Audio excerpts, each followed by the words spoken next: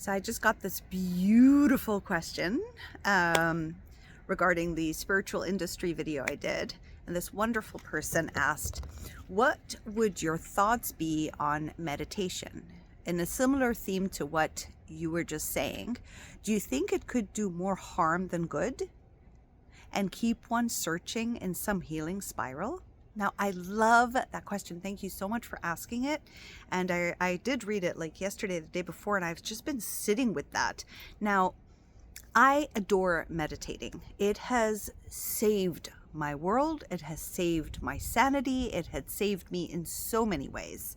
And I especially meditated, like I dove deep into meditation 6 years ago in the midst of me deciding to get a divorce. And I meditated for 4 to 5 hours a day. That's insane. You don't have to do that. It was just where I found my peace. I needed to understand the difference between my emotion, someone else's emotion, what my thoughts are saying, and I needed that stillness. And I wanted to connect to source outside of the program of what was deemed right or wrong. Self-doubt. I was doubting who I am. Is the truth I'm seeing my truth? Is it, am I lying to myself? Am I the narc? It was just a mess. And so meditation was super important. And I remember very clearly that I would just put on my headset and listen to this incredible woman who did these incredible meditations, and just the binaural beats and everything that just would calm me down. So in answering your question, meditation for me personally is profound. However, meditation is being used in so many different ways, and it's up to you to decide how it works for you. I truly believe meditation basically means coming back home to stillness.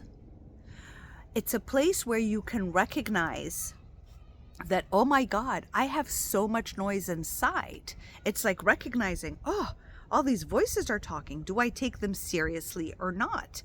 And like, how often do these thoughts keep repeating themselves with new images and new ways of talking to me, but they're still directing me in the same paradigm. And the same paradigm is, I'm not that good. I'm horrible. I'm judgmental on myself, and I'm in fear. And so you start to recognize that it's kind of very similar pattern, that you've been thinking these same thoughts, pursuing the same thing, feeling these same emotions for most of your life.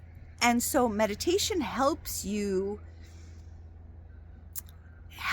understand yourself at a deeper level, helps you clarify between you and you who you are to yourself. I know it's turned into this competition, because I remember years ago I was like, I meditate for 4 hours and so proud of myself for knowing how to sit in stillness, which is not easy for me because I like love movement and dancing and going out. But then, not following anyone. Oh, her name is Kelly Howell. Kelly Howell. Her meditations are so profound and so deep, and it was called Inner Peace. So meditation is to find your inner peace. Yes, you can manifest what you want through meditation. I found that really amazing. I don't need to meditate to manifest, but it would suffocate me, because I would start to like, did I do it right? Did I do it wrong? Did I manifest correctly? What if I don't know what to manifest? Oh, it's the emotion.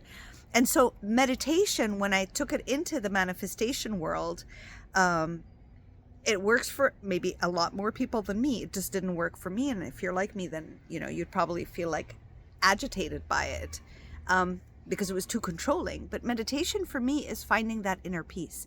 It's to find your inner voice, which is specifically yours. Like how to relax your nervous system, your vagus. It really relaxes your vagus nervous system, which allows... I remember I lost so much weight when I meditated for 6 months, 4 hours. And I'm not saying this will make you lose weight. I'm just saying, people were like, you look so much younger. And things shifted because I wasn't indulged in the mental mind. And Kelly Howell really, really helped, because her meditations, I would have them on the loop. They would just take me into another realm, and I would be at peace with me and at peace with my decision. And I would wake up from the meditations and take care of my kids, of course, and everything, but I would have more clarity. So when meditation is used, you can use it in all forms, because we're all very different. And it's so cool that those who use meditation to manifest, it works so great, and others it frustrates them. So then you just have to notice with your body. You know, at first when you meditate, you start to feel antsy, like, oh, you know, but what's cool is you get to notice. My thoughts are saying, you forgot to switch off the oven. Don't forget to this. You have to call the doctor. Oh my God, you had to pick up this. Don't forget you have to do that. Like, you'll notice all this talk. But once you start to notice all this talk, you're like, oh, there's so much noise inside all day long. No wonder I can't hear myself or divinity. Like, I can't tap into the higher consciousness, so that I can go with the flow, so I can surrender to what is, so I can be in the now, all those wonderful words. But it's more of like, a lot of times if you're an empath, you have so many energies inside of you. You have people inside of you, other thoughts inside of you, energies inside of you. And meditation is a space where you can start to decipher the difference between you and all these other energies, and what you've gaslighted yourself into believing to be true. That's the funkiest part. Is like, you start to notice how you've gaslighted yourself into things, because these thoughts are just repeated. And then you're like, well, these aren't my thoughts. You know, and in meditation, you can ask, are these my thoughts? And you'll hear the yes and no. You'll feel it. You'll see it one way or another. You'll be guided, but you'll be guided through that stillness. So in response to your question, it is not doing more harm. What's doing harm is our thoughts of what to do with meditation. If you can take meditation as a space in which you declutter, a space in which you start to notice, what's the program? Where am I gaslighting myself? How do I speak to myself? How am I perceiving life? Are these my perceptions? What are these energies? Why am I feeling this way? And just sitting there to notice and observe self, to notice and observe. It's like meditation is your time with your higher self, your time with divinity. You don't have to work. You just have to sit, you know, and your egoic mind will be like, get up, do the thing. And you're like, it's kind of like a training. You're trying to train, because your mind has been so in control. The program has been telling us who we need to be, what we should do, what jobs we should work, what identity we need to be to survive. And then in meditation, there's this space of like, the ego's going to be like, get up and, you know, make that phone call. This is boring. You're doing nothing. And you don't want the ego to take over. There's nothing wrong with the ego. It's just a child, right? You want your soul to be in charge now. It's like you're trying to shift the leadership within you. Oh, it's beautiful. Thank you, Source, for these words. You're trying to shift the leadership within you. Instead of the leader being your 5-year-old ego that's just repeating patterns, you want your higher self, your soul, to take leadership and it tell the ego, the mind, what to do and what to say. And you can do that through meditation. Don't take it as a I have to and it's good for me. No, take it as, this is the time for me and Source to connect. I miss divinity. I miss my higher self. I miss the ease of life, the ease of myself, the inner peace that I have. And that's why you do the meditation, because you want to hand over the baton to your higher self and say, the mind has taken over. It causes me so much pain, distress, overwhelm, sadness, all the wonderful emotions. And I don't mind having them. I just don't want them to hijack me anymore. And I need my higher self to take charge. I want to be able to hear truth, to hear my intuition, to hear higher guidance, to be more in sync with me, so that I can actually move in the path that feels good for me. Because the me that you're following is your egoic mind. And I'm sure you're sick of it. I was sick of it. I'm still sick of it. But I don't hate it. I'm just like, there it is again. Higher self, come back in. Divine light, come back in. The divine spark. That's the self I want to follow. You want to follow the self that knows it all, that feel safe and secure internally. And meditation truly does help with that. Of course, meditation doesn't only mean that you can sit and meditate this way, which I adore, because all of a sudden everything shifts and I start to, go into other dimensions, and it feels really cool. And I don't go through that every time, but a lot of times I do. But meditation is basically stillness with self. Asking your higher self to come speak, to give them the leadership, to take over. Because you're tired of the mental jabber. You're tired of believing the nonsense. You're tired of all this nonsense that is telling you you're supposed to be and you should. Show your ego, talk about yourself. You're tired of it. And you're like, I'm exhausted. I just want to be at peace.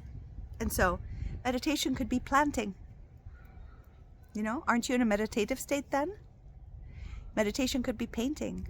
Meditation could be a walk. Meditation could be painting your walls. Meditation could be cooking. It's the state where even if your mind tells you have to rush and do something, you're in a place of like, no, I'm not following you. You're going to follow me now.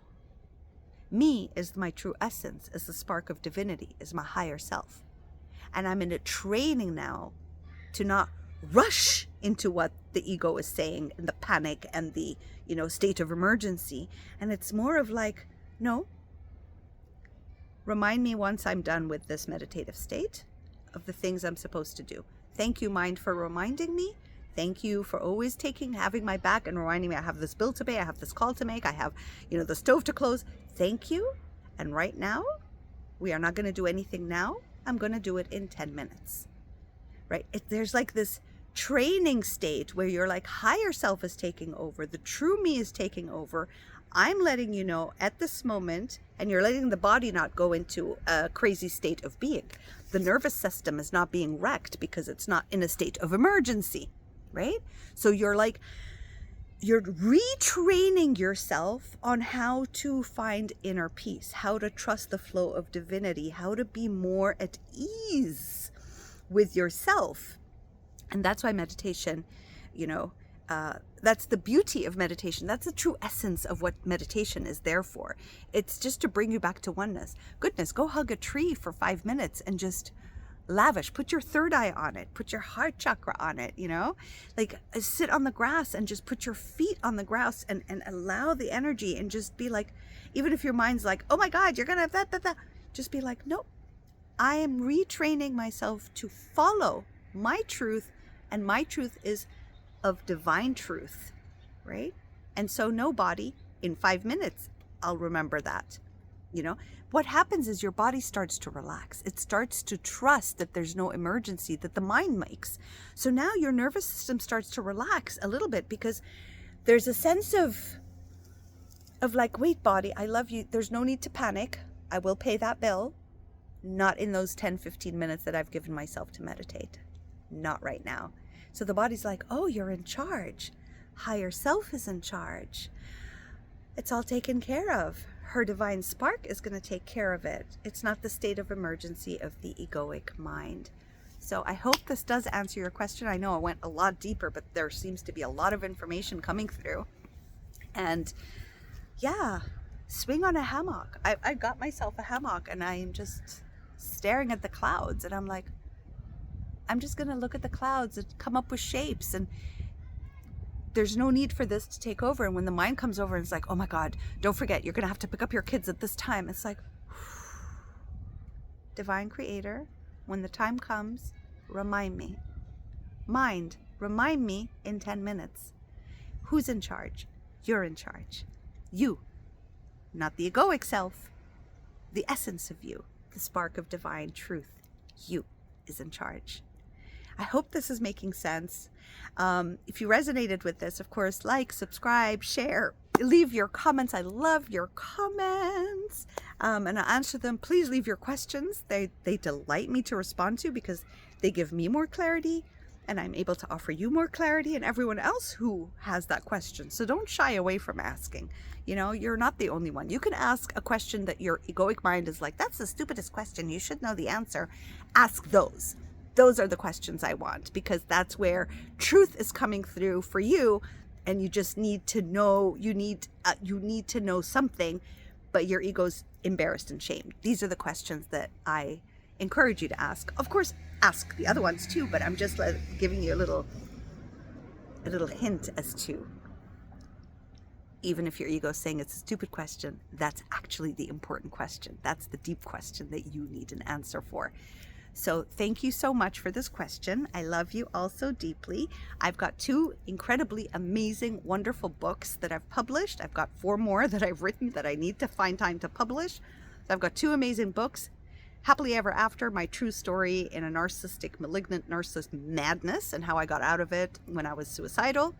And the second one is Discover the Gifts of Your Disempowered Self. And that one, wow, that one came through to me. In 2 weeks, I had this huge book. Of course, I've done this. This has been my career path for over 18 years, but I've actually been a spiritual, transformational person since I was 9. I don't have a memory before 9. So 9, this has always been my world. So if you want to know more about me, go into the introduction video. So I won't go into depth in it here. And you could watch the rest of the videos. I have a wealth of information, of years of information on this channel. Just go and binge watch and receive all the insights that I've been receiving for years. And is there anything else?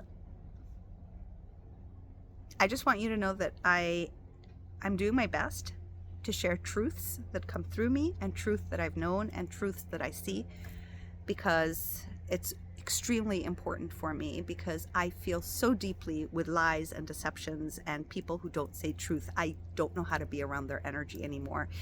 I give them an opportunity many, many, many times, and I sit and I do my best to let them see that they are, lying to themselves, gaslighting me, and then at some point I'm like, they just don't want to see, and I end up leaving. I'm like, can't do this anymore, whether it's projects, partners, or friends or whoever.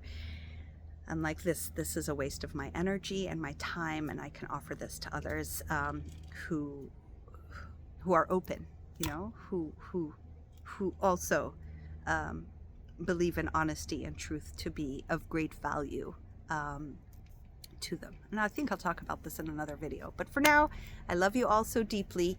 Take care of yourselves. If you want to support me and my work, then I've got a Buy Me a Coffee link at the bottom. That would be so sweet. And take care. Love you. Bye.